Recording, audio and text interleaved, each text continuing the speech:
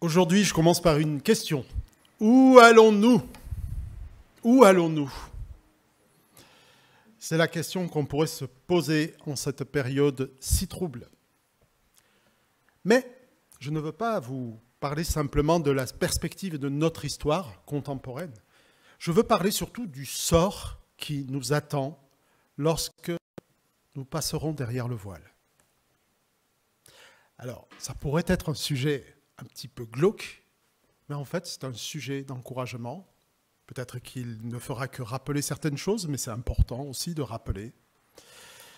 Vous savez, les Grecs pensaient traverser le Styx en donnant une obole au passeur afin d'accoster sur les berges du royaume d'Hadès.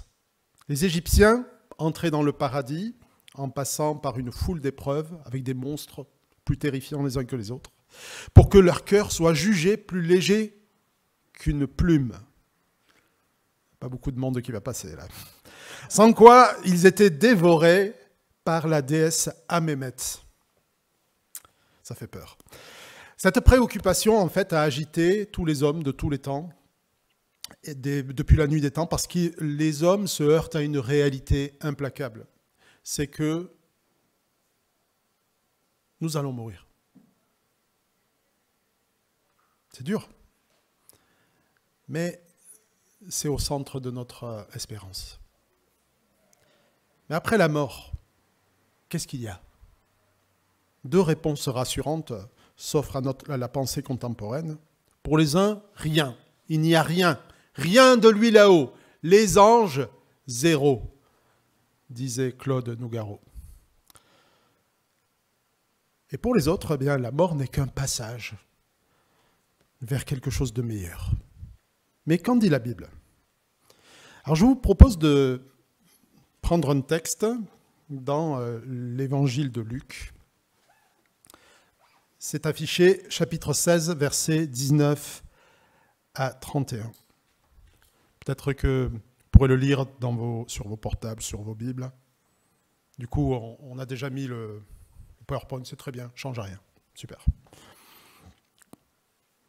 Un passage bien connu, mais plein d'enseignements, plein de doctrines même, je dirais. Il y avait un homme riche, dit Jésus, toujours vêtu d'habits coûteux et raffinés. Sa vie n'était que chaque jour que festin et plaisir. Un pauvre nommé Lazare se tenait couché devant le portail de sa villa, le corps couvert de plaies purulentes. Il aurait bien voulu calmer sa faim avec les miettes qui tombaient de la table du riche. Les chiens même venaient lécher ses plaies. Le pauvre mourut, et les anges l'emportèrent auprès d'Abraham. Le riche mourut à son tour, et on l'enterra. Du séjour des morts, où il souffrait cruellement, il leva les yeux et aperçut très loin Abraham et Lazare à côté de lui. Alors il s'écria, « Abraham, mon père, aie pitié de moi, envoie donc Lazare qu'il trempe le bout de son doigt dans l'eau et me rafraîchisse la langue, car je souffre horriblement dans ces flammes. » Mais Abraham lui répondit, « Mon fils, souviens-toi de combien de bonnes choses tu as joui pendant ta vie, tandis que Lazare n'a connu que des malheurs. À présent, ici, c'est lui qui est consolé, tandis que toi, tu es dans les tourments. De plus, il y a maintenant un immense abîme entre nous et vous, et même si on le voulait, on ne pourrait ni le franchir pour aller d'ici vers vous, ni le traverser pour venir de chez vous ici. Dans ce cas, dit alors le riche, je t'en conjure, père, envoie au moins Lazare dans la maison de mon père, car j'ai 5 frères et qu'ils les avertissent pour qu'ils n'aboutissent pas eux aussi dans ce lieu de tourment. Tes frères ont les écrits de Moïse et des prophètes, lui répondit Abraham, qu'ils les écoutent. Non, père Abraham, reprit l'autre, mais si quelqu'un revient du séjour des morts et va les trouver, ils changeront. Mais Abraham répliqua, s'ils écoutent ni Moïse ni les prophètes, ils ne se laisseront pas davantage convaincre par un mort revenant à la vie. Jusque-là, la lecture. J'y reviendrai un peu plus tard. Donc, ce que je voudrais faire aujourd'hui, c'est en fait une prédication de type thématique, comme il y a 2 semaines. Avec le risque, toujours, de prendre des textes à droite, à gauche et de les sortir du contexte, mais quand même d'avoir un aperçu, on appelle ça de la théologie systématique. C'est-à-dire qu'on prend des textes de partout sur un sujet pour comprendre ce que nous dit la parole à ce propos.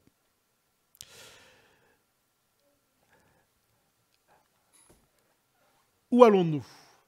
Alors il y a différentes conceptions sur la vie après la mort.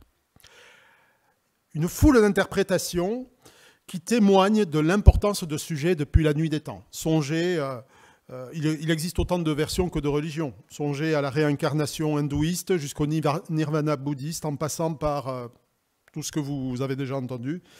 En fait, vous n'avez que l'embarras du choix. Et on aime ça, le choix, aujourd'hui. On aime avoir le choix. On prend un peu à droite, un peu à gauche, comme si on allait à Lidl. Mais du côté chrétien, il existe aussi plusieurs conceptions sur la vie après la mort. Alors du côté de nos amis catholiques, on parle d'un purgatoire, antichambre du paradis, dans lequel les âmes des justes, et les justes seulement, se purifient de leurs péchés avant d'accéder au paradis.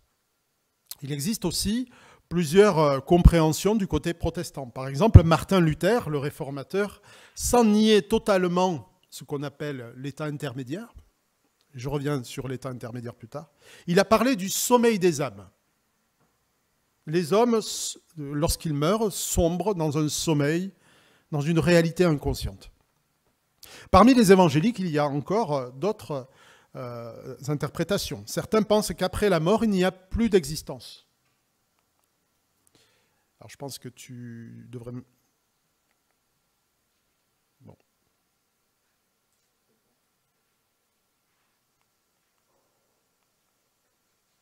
Voilà, plus d'existence.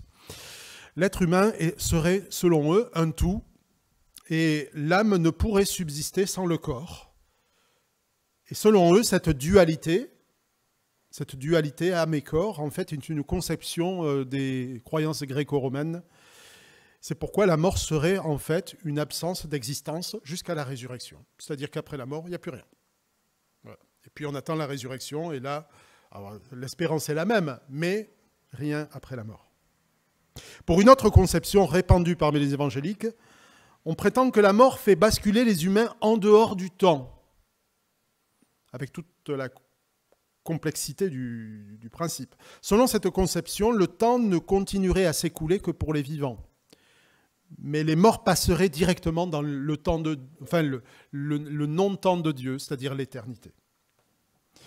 Alors, avant de continuer, il nous faut répondre à ces différentes interprétations. Tout d'abord, avec tout le respect que nous devons à nos amis catholiques, il n'existe aucune trace dans la Bible d'un quelconque lieu dans lequel les âmes se purifieraient de leurs péchés avant d'entrer dans le paradis.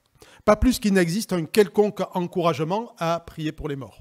En fait, ces deux conceptions de purgatoire et de prière pour les morts sont toutes issues d'un même passage qu'on trouve dans le livre des Maccabées. C'est un livre qui est certes dans les Bibles catholiques, mais qui n'a pas le statut d'écriture inspirée ni pour les juifs, ni pour les protestants. En ce qui concerne le sommeil des âmes, eh bien, plusieurs textes parlent de l'endormissement de la mort. Jésus, par exemple, emploie cette expression pour Lazare. Premièrement, nous devons noter que cet endormissement, ce sommeil, est toujours employé pour les croyants, seulement pour les croyants. Ensuite, on peut noter que lorsque Jésus parle de la mort de son ami Lazare, c'est pour aller le réveiller. Il sait que cette mort n'arrivera pas à son aboutissement. Il semble que Jésus utilise cette métaphore pour dire qu'il sera réveillé de la mort, de cette mort-ci. En tout cas, l'endormissement serait plutôt une métaphore, une expression pour proclamer que la mort n'aura pas le dernier mot. Le sommeil des âmes semble en tout cas difficile à harmoniser avec de nombreux textes qui parlent d'une expérience consciente. Pour ce qui est de l'unité de l'homme, âme et esprit, eh bien, en effet, on croit, et la Bible le dit, que l'homme est une dualité, est créé âme et corps, et que les deux sont intimement liés. Mais il existe aussi des passages qui disent qu'il y a aussi une dualité. Par exemple, Jésus dit « Ne craignez donc pas ceux qui peuvent tuer le corps, mais qui n'ont pas le pouvoir de faire mourir l'âme. Craignez plutôt celui qui peut vous faire périr corps et âme dans l'enfer. » Donc il y a là un passage qui dit qu'il y a un sort qui peut être différencié entre le corps et l'âme. Enfin, si l'homme, après la mort, n'est plus dans le temps, on est bien embarrassé avec tous les textes que je vais vous donner à présent, qui parlent d'une existence consciente. Alors c'est un aperçu biblique, systématique, que je vais faire, mais je l'espère, nous en tirerons des encouragements à la fin. Alors l'État, il existe une existence donc consciente entre la mort et le jugement, et c'est ce que l'on appelle l'état intermédiaire dans la Bible. Il est attesté par l'Écriture et il est au centre de notre texte. Et il faut entendre par cela, par état intermédiaire, la période qui va de la mort jusqu'à la résurrection, jusqu'au jugement de Christ, qu'on appelle parfois séjour des morts ou paradis.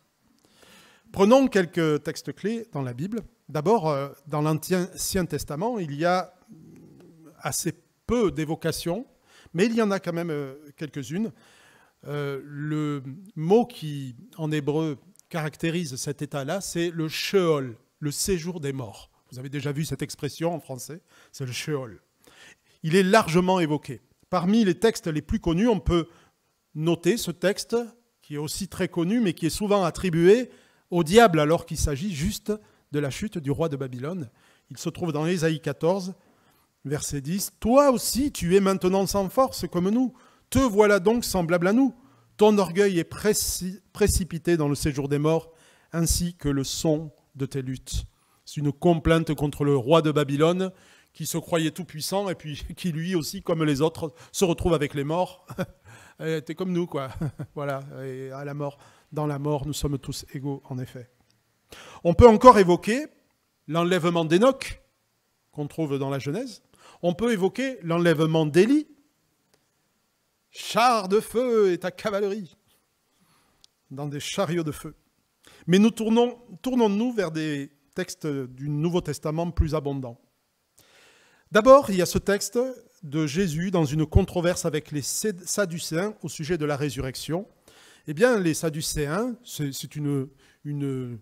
on va dire un parti religieux, comme il y aurait les catholiques, les protestants, les évangéliques. Voilà, les Sadducéens, c'est un parti religieux juif qui ne croyait pas à la résurrection. Et Jésus leur répond la chose suivante.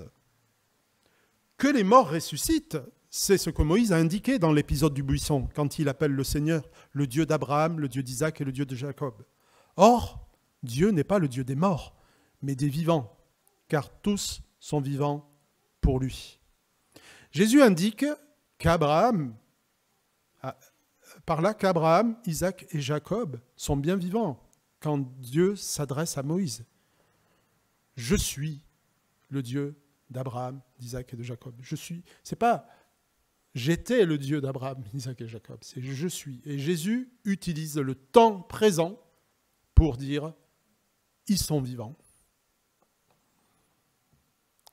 Un autre texte pourrait être celui de la transfiguration, dans lequel Pierre, Jacques, Jean voient Moïse et Élie en face de Jésus et veulent même lui dresser une tente.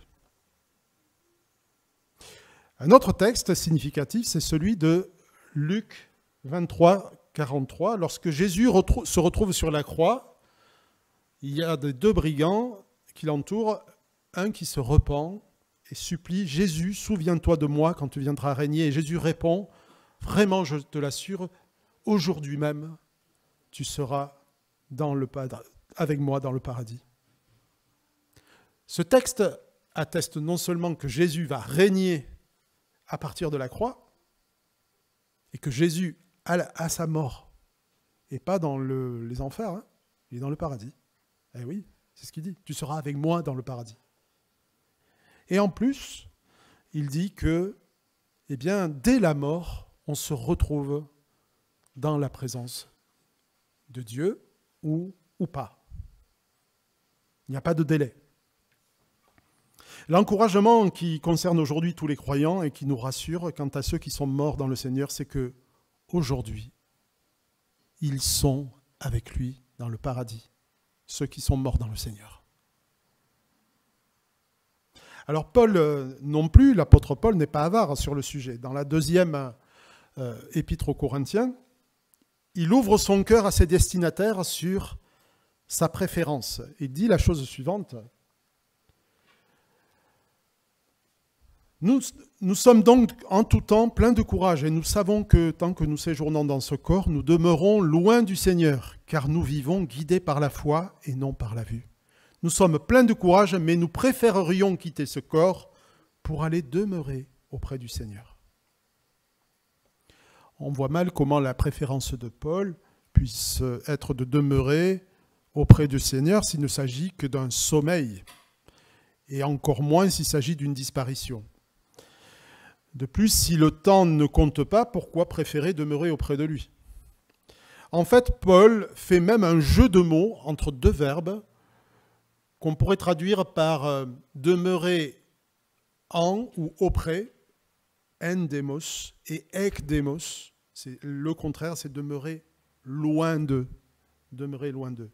Et il inverse ce verbe une fois pour le corps, une fois pour Jésus. Le fait qu'il utilise les mêmes verbes veut dire qu'il croit à un même état d'existence consciente. Aujourd'hui, il est dans ce corps, mais il est loin du Seigneur. Et demain, il sera près du Seigneur, mais pas dans ce corps. Voilà, donc là, c'est plus, on fait appel, je ne sais pas si j'ai été clair, hein, mais là, je fais appel un peu à la logique et à la grammaire grecque. Pourquoi utiliser le même verbe s'il ne s'agissait pas d'un même état conscient et pérenne? Dans un autre texte, Paul parle aux Philippiens du même dilemme devant lequel il se trouve. Pour moi, en effet, la vie, c'est Christ et la mort m'est un gain. Mais si je continue à vivre dans ce monde, alors je pourrai encore porter du fruit par mon activité. Je ne sais donc que choisir. Je suis tiraillé des deux côtés. J'ai le désir de quitter cette vie pour être avec Christ, car c'est de loin le meilleur, mais il est plus nécessaire que je demeure dans ce monde à cause de vous. Donc voilà, c'est un texte qui est assez clair, hein, je crois. Un autre texte tiré de l'Épître aux Hébreux, c'est mon préféré. Vous, au contraire, vous vous êtes approchés de la montagne de Sion, de la cité du Dieu vivant, de la Jérusalem céleste et des milliers d'anges en fête. Vous vous êtes approchés de l'assemblée des premiers-nés de Dieu, dont les noms sont inscrits dans les cieux. Vous vous êtes approchés de Dieu, le juge de tous les hommes et des esprits des justes, parvenus à la perfection. Ceux qui connaissent bien l'Épître aux Hébreux, de ce chapitre 12 en particulier, se rappelleront que cette partie commence par « Puisque nous sommes environnés d'une si grande nuée de témoins,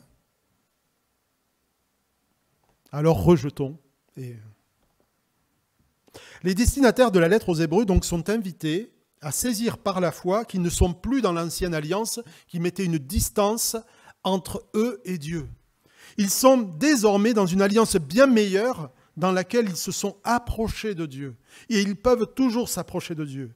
Et ils se sont aussi approchés de l'assemblée des justes, ceux qui sont parvenus à la perfection. Alors, il y a des choses qui sont dites là, c'est que quand on meurt, on parvient, en tout cas en Christ, à la perfection. La mort fait ce passage-là. Mais je le mets entre parenthèses. En recevant Christ, non seulement nous entrons dans l'Église et nous sommes en communion avec tous les croyants, mais nous sommes aussi en communion avec ceux qui nous ont précédés. Ils sont la nuée de témoins du chapitre 12. Je cite Henri Blocher, je ferai de la pub à la fin, sur ce verset. Cette nuée de témoins regarde les croyants dans l'arène du monde, y suit leur combat spirituel, et cette nuée se réjouit de leur victoire. Un dernier texte que nous trouvons se trouve, en fait il y en a plusieurs dans l'Apocalypse, mais celui-ci est le plus évident. Apocalypse 6, verset 9. « Quand l'agneau ouvrit le 5e sceau, je vis sous l'autel les âmes de ceux qui avaient été égorgés à cause de leur fidélité à la parole de Dieu et du témoignage qu'ils avaient rendu.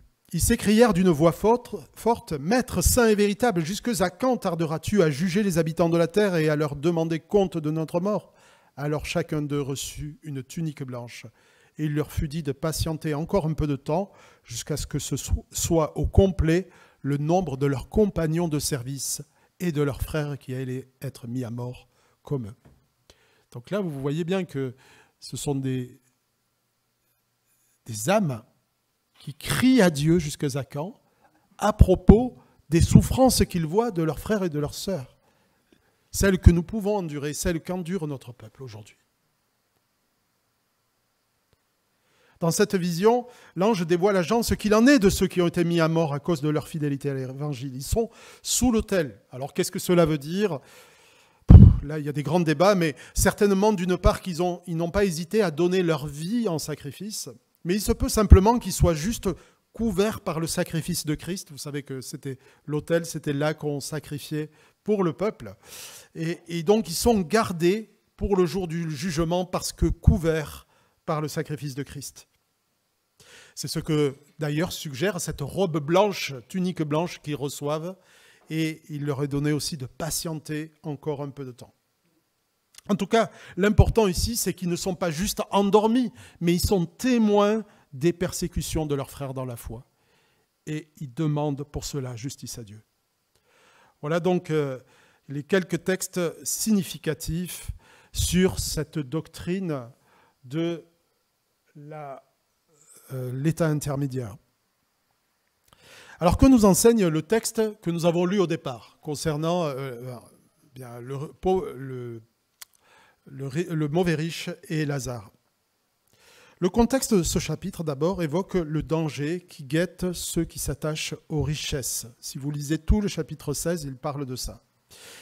Et par extension, de ceux qui investissent dans ce monde plutôt que dans le royaume de Dieu.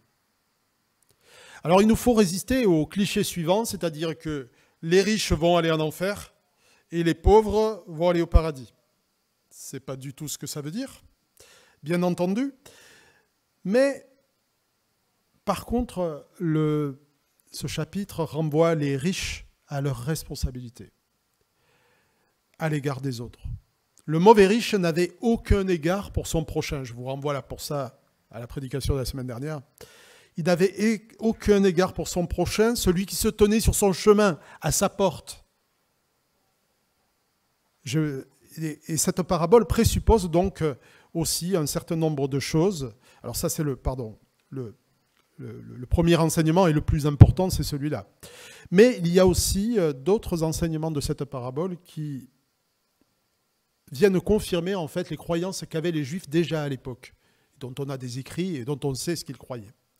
Tout d'abord, donc, cette parole ne parle pas de la résurrection, du temps de la résurrection, mais de l'état intermédiaire. Et j'en veux pour preuve que le personnage central, le mauvais riche, demande à Abraham d'envoyer Lazare prévenir ses frères qui sont encore sur la terre, qui sont encore dans notre monde sensible et dans leur corps, pour qu'ils ne viennent pas dans ce lieu de tourment. Ils ont donc, selon Abraham, le témoignage de Moïse et des prophètes qui les écoutent.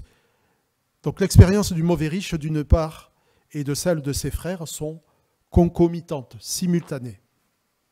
Il voit ses frères et il connaît leur sort prochain.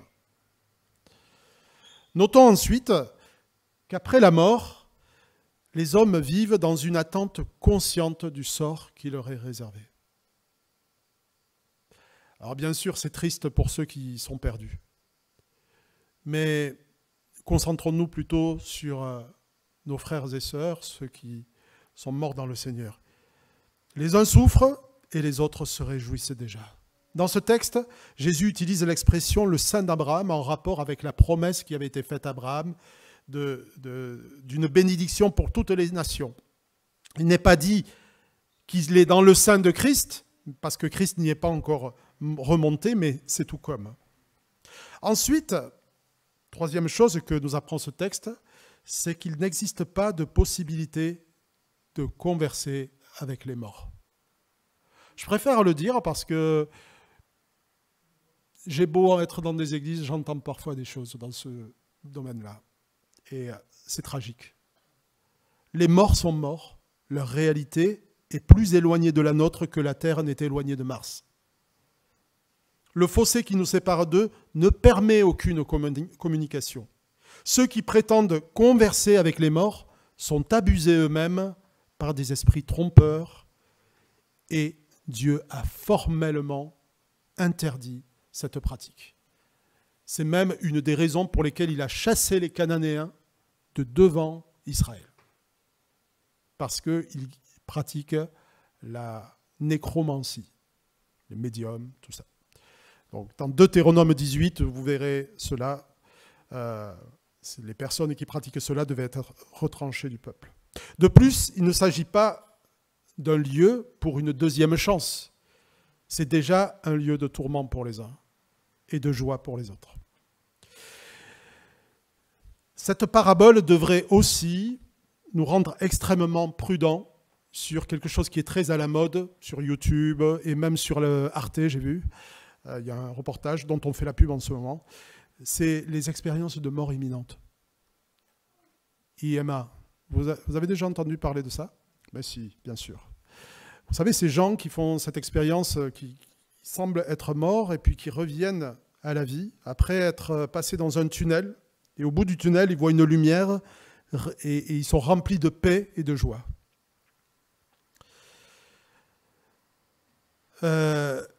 S'il existe une explication à ces expériences, je crois que le seul témoignage que nous devons recevoir, c'est celui de la parole de Dieu. Je ne sais pas si vous retiendrez cette phrase, mais je vous invite quand même à l'écouter. Ce n'est pas à nos expériences d'interroger la Bible. C'est à la Bible d'interroger nos expériences. Ce n'est pas nos expériences qui doivent dire « Tiens, mais est-ce que la Bible dit vrai ?» Non, non, non. C'est le contraire. Alors, trois applications, je crois que nous pourrions tirer de cette parabole. Tout d'abord, ce texte, avec tous les autres que nous avons évoqués, doit être pour nous un encouragement. Et la vie chrétienne consiste à apprendre à ne pas redouter la mort. C'est un encouragement à ne pas redouter la mort. On entend souvent que la mort, ce n'est qu'un passage. Mais pour certains, c'est un passage difficile. Il faut accepter cette réalité et il n'est pas déplacé de redouter la souffrance qui l'accompagne. Mais pour ceux qui meurent unis à Christ, c'est bien un passage vers quelque chose de meilleur. Et il n'est pas interdit d'apprendre dès ici-bas à préférer ce meilleur. Je le crois, nous devons apprendre dès ici-bas à intégrer cette vérité que Paul nous dit dans le texte que nous avons lu. Ma vie désormais, c'est Christ. La mort m'est un gain. Alors s'il est plus ou moins facile d'anticiper notre mort de manière joyeuse, cela l'est moins lorsqu'il s'agit d'un proche ou d'un parent croyant. Mais c'est un encouragement de savoir que, en attendant son retour, nos êtres chers, morts en Jésus-Christ, sont déjà en train de se réjouir. Ils ne sont pas dans un truc, un magma visqueux, douteux, brumeux. Ils sont avec Christ. Et ça, c'est un encouragement pour nous. Ils sont dans le sein d'Abraham. Mais du coup, Abraham, il a laissé la place à Christ. Ils sont avec Christ aujourd'hui dans le paradis. Si la rédemption de leur corps n'est pas encore consommée, ils attendent encore la rédemption du corps, la résurrection. Mais ils jouissent dès à présent de la présence du Seigneur, ils connaissent déjà leur sort. Et je pousse même l'audace avec Henri Blocher, mais aussi avec alors c'est un plus gros livre, Wayne Grudem. Est-ce qu'il y en a qui connaissent Wayne Grudem? Il y a un pavé comme ça de théologie systématique que je vous conseille d'avoir. Très facile à lire, c'est pas trop théologique. Un excellent article sur le sujet que je traite là. Les deux disent, et poussent l'audace jusqu'à dire, il nous regarde. Il nous regarde. C'est un encouragement pour nous. Nos morts en Christ nous regardent. Je me plais à penser que ce que nous faisons, non seulement nous le faisons sous le regard du Seigneur, mais en plus, nous le faisons devant l'assemblée des anges en fait et des justes parvenus à la perfection. C'est une aide précieuse, en tout cas pour ma part, que de savoir que tout est à nu et il n'est rien qui est caché qui ne sera révélé. parce que justement, tout est à nu devant ceux qui, aujourd'hui, voient nos victoires en Christ, voient nos combats. Cela nous aide à ne pas nous relâcher dans tous les domaines cachés de notre existence. Je vous fais une confidence, il y a un péché caché avec lequel j'en ai terminé lorsque je suis toujours fragile, bien sûr, mais je pense toujours à ce collègue qui est décédé. Et je me dis toujours, mais il me voit. Donc s'il me voit, alors, j'ai pas envie d'avoir honte. Voilà, j'ai pas envie d'avoir honte. Il me voit, donc. Et si lui me voit, à plus forte raison, le Seigneur me voit. Et c'est ça qui devrait me faire m'amener de la crainte. Mais c'est le principal de la parabole, et même de tout le chapitre 16 que nous lisons ici, c'est que nous devons mener une existence conséquente qui honore le Seigneur, selon les responsabilités qu'il nous donne. Le mauvais riche a eu beaucoup de biens. Si vous lisez Luc 16, c'est la même chose au début. C'est comment utiliser ces biens. Il a eu beaucoup de biens, et Dieu les lui a confiés, mais les a dilapidés en festin, en plaisir, au lieu d'être un bon intendant. C'est la parabole précédente, le bon intendant, ou le mauvais intendant plutôt. En fait, le mauvais riche n'est pas venu en aide à celui qui se présentait à lui. Alors si vous n'êtes pas riche, si vous ne vous considérez pas riche, bon d'abord je dirais allez en Afrique et vous verrez que vous êtes riche. Mais si vous n'êtes pas riche, ne pensez pas échapper à cette exhortation.